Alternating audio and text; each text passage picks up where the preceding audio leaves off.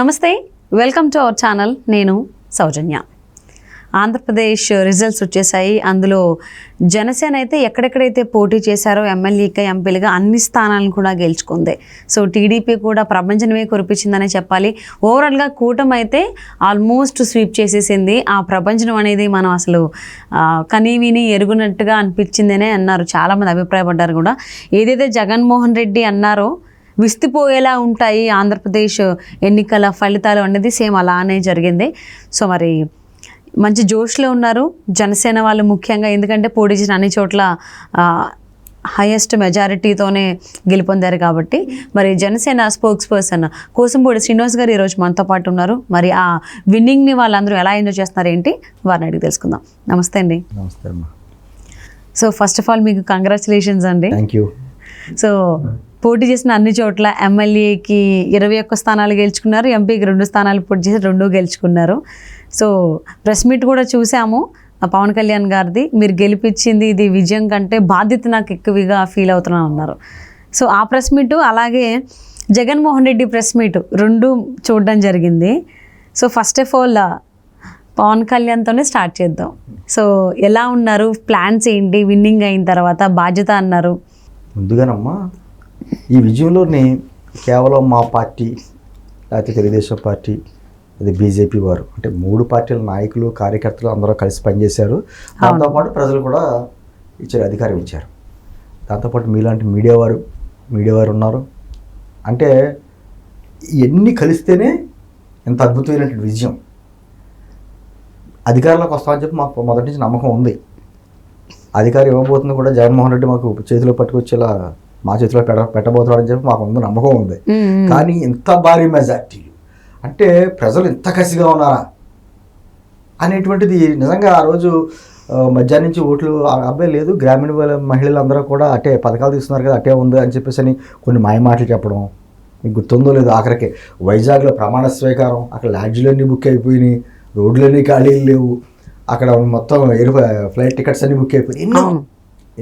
అన్ని బెట్టింగ్ మాటలు ఎన్ని అవన్నీ మాట్లాడారు. సరే, మేము ఎక్కడ తడబడలేదు, ప్రజలు అయితే స్పష్టమైన తీర్పిచ్చారు దాంట్లోని. అయితే నిన్న పవన్ కళ్యాణ్ గారు విజయం అయిపోయిన తర్వాత మాట్లాడేది కూడా నిజంగా ఆయన చాలా ఎంత బాధ్యతగా మాట్లాడారంటే, ఇప్పుడు మనకి ఈ విజయం మనకి బాధ్యత ఇచ్చింది, అందుకని మనం అంటే నిజంగా విజయం వినయం నేర్పాలి, అంతేకాని గర్వం తలకెత్తకూడదు. గర్వం తలకెక్కితే అధికారం, లేకపోతే ఏదైనా గర్వం తలకెక్కితే ఏ విధంగా అడగదొక్కేస్తుంది అన్నది జగన్మోహన్ రెడ్డి గారే మనకు ఉదాహరణ, ఆయన పాలనే మంచి ఉదాహరణ అనేసి విషయం స్పష్టంగా చెప్తానే ఈరోజు ఎన్డీఏ మీటింగ్ ఉంది కాబట్టి చంద్రబాబు గారు పవన్ కళ్యాణ్ అక్కడికి వెళ్దాం, రేపు పొద్దున్న పవర్ షేరింగ్ ఎలా ఉంటుందో ఏంటో అనేది డిస్కషన్స్ అన్నీ వాళ్ళిద్దరి మధ్య జరుగుతాయి, వాళ్ళ నిర్ణయాలన్నీ ఇది అవుతాయి. ఈరోజు కూడా మా పార్టీని నెగ్గినటువంటి 21 మంది ఎమ్మెల్యేలతోటి, 2 ఎంపీలతోటి పవన్ కళ్యాణ్ గారు సమావేశం ఏర్పాటు చేశారు, వాళ్ళకి దిశానిర్దేశం చేశారు, అలాగే తెలుగుదేశం పార్టీ.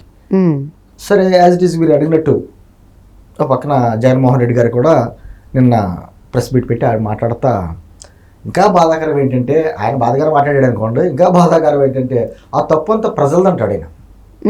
నేను ఇన్ని ఇచ్చాను, అక్క చెల్లెములు ఏమైపోయినాయి, ఆ జీవులు ఏమైపోయినాయి, ఆ బాధ వర్ణనాతీతం ఆయన చూస్తుంటే. ఎవరైనా సరే రాజకీయాల్లో ఎటువంటి వాళ్ళైనా సరే ఓటమి చెందితే ఏమంటారంటే, ఇది ప్రజా తీర్పును మేము గౌరవిస్తున్నాం, మా తప్పిదాలు ఎక్కడున్నాయో మేము ఒకసారి ఆత్మపరిశీలన చేసుకుంటాం, ప్రజల్లోనే ఉంటాం, ప్రజల గురించి పోరాడతాం అనేది మాట్లాడతారు ఎవడన్నా సహజంగా. ఇక దానికి భిన్నం, నేను అన్నీ ఇచ్చాను అంటే ఆయన ఏదో ఇడుపులపాయలు ఆయన ఆస్తులన్నీ అమ్మేసి పట్టుకొచ్చి ప్రజలకు పంచిపెట్టేసినట్టు, నేను అన్నీ ఇచ్చాను, మీరు నాకు ఎందుకు లేదని మళ్ళీ దీని వెనకాల ఏదైనా టెక్నికల్గా ఏమన్నా కారణం ఉండొచ్చు, కానీ దాని మాకు రుజువులు లేవు కాబట్టి ఏం మాట్లాడలేము అంటే ఏదో రకంగా అంటే ఆయన ఓటమిని కూడా ఒప్పుకోలేకపోతున్నాడు. 5 సంవత్సరాలు 151 మంది ఎమ్మెల్యేలు ఇచ్చి 22 మంది ఎంపీలను ఇచ్చిన తర్వాత ఇంక నేను శాశ్వతం, ఇంకా 5 సంవత్సరాలకి నాకు ప్రజలు ఇచ్చిన కాంట్రాక్ట్ కాదు, నేను ఏదో ఉండిపోతాను ఇలాగా మహారాజులాగా యువరాజులాగా అనుకుంటా. ఆయన చేసినటువంటి అక్రమాలు, అన్యాయాలు నిజంగా ప్రజలు కోపంతో ఓటేశారు అయ్యి అంటారు, కానీ నేను అనుకోను కదా, భయంతో ఓటేశారు.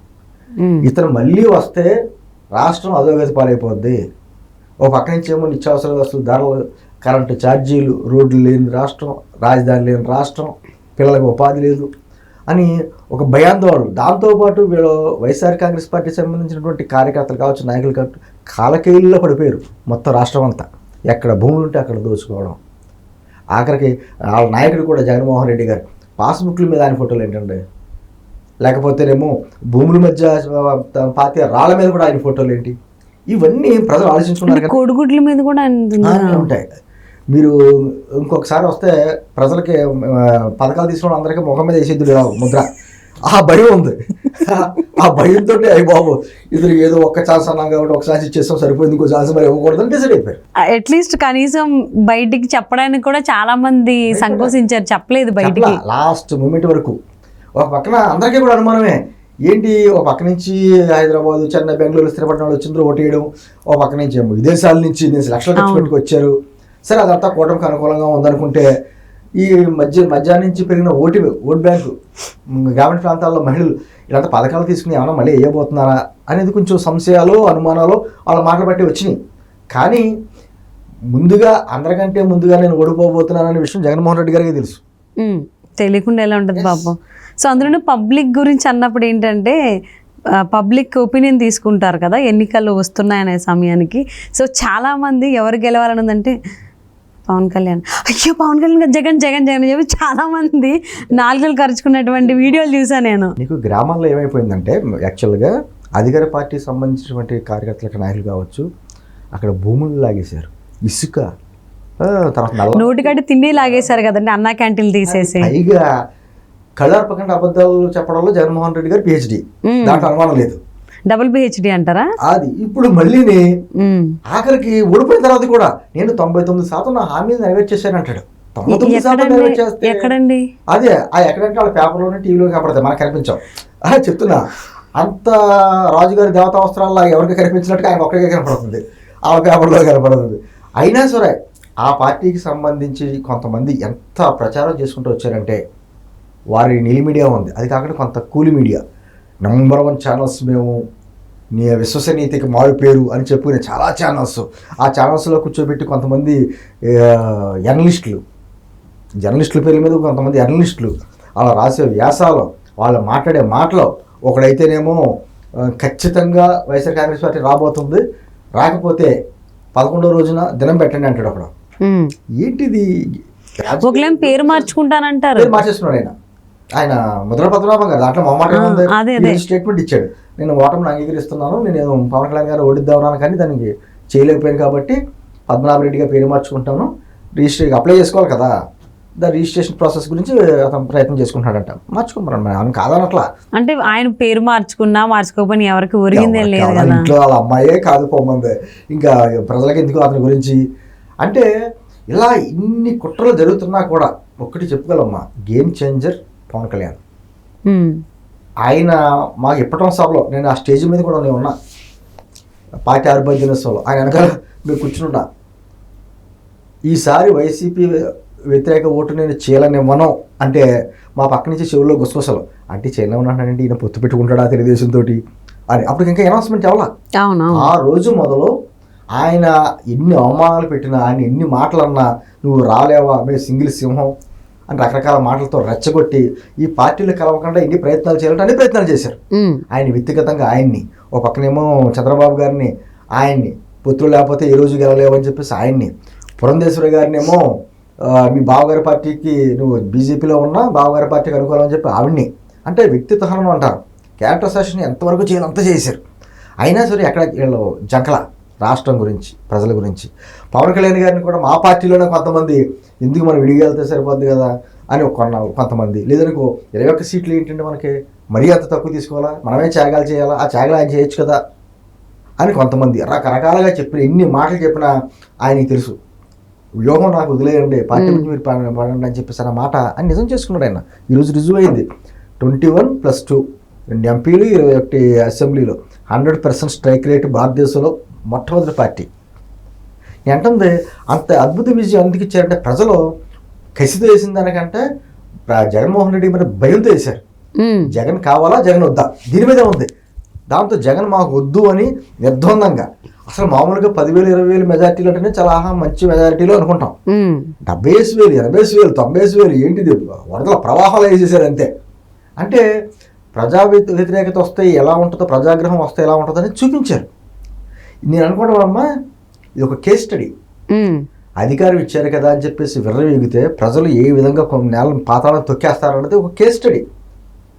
మాట్లాడితే నేను 30 సంవత్సరాలు ఉంటాను, ఆయన పేరు అది తండ్రి పేర్ల మీద మొత్తం అన్ని పేర్లు పెట్టుకుని రకరకాలుగా చేసేసుకుంటా, ఫోటోలు పిచ్చితోటి, అధికార దాహంతో తాడేపల్లి ప్యాలెస్లో గృహం అక్కడ కూర్చుని రాజధానిని చిత్రవద చేసేసి రాజధాని మహిళలను కూడా రోజు మీద లాక్కొచ్చి కొట్టి ఇన్ని రకాలుగా.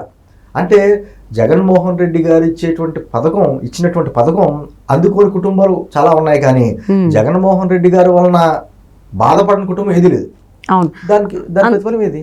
అందులోనూ చాలామంది ప్రజలు అసెంబ్లీలో వైసీపీ నేతలు మాట్లాడినటువంటి మాటల గురించి కూడా చాలా వీళ్ళేంటి రాజకీయ నాయకులు ఏంటి ఈ రకంగా మాట్లాడుతున్నారని, అంటే ఒక రాజకీయ నాయకుడు ఎలా ఉండకూడదు అనేది వైసీపీ నాయకులను చూసి నేర్చుకోవచ్చు, తెలుసుకోవాలి, ఒక రోల్ మోడల్గా అని చాలా మంది అన్నారు కూడా. నాకు అర్థమైంది, వాళ్ళ తండ్రిని చూసి కొడుకు ఓటేయడము, లేకపోతే బాబా అని అడుగుతున్నాడు కదా ఛాన్స్ ఇవ్వడం. అంటే తండ్రికి ఉన్నటువంటి ఆలోచనలు కొడుకు ఉండాలని లేదు కదా.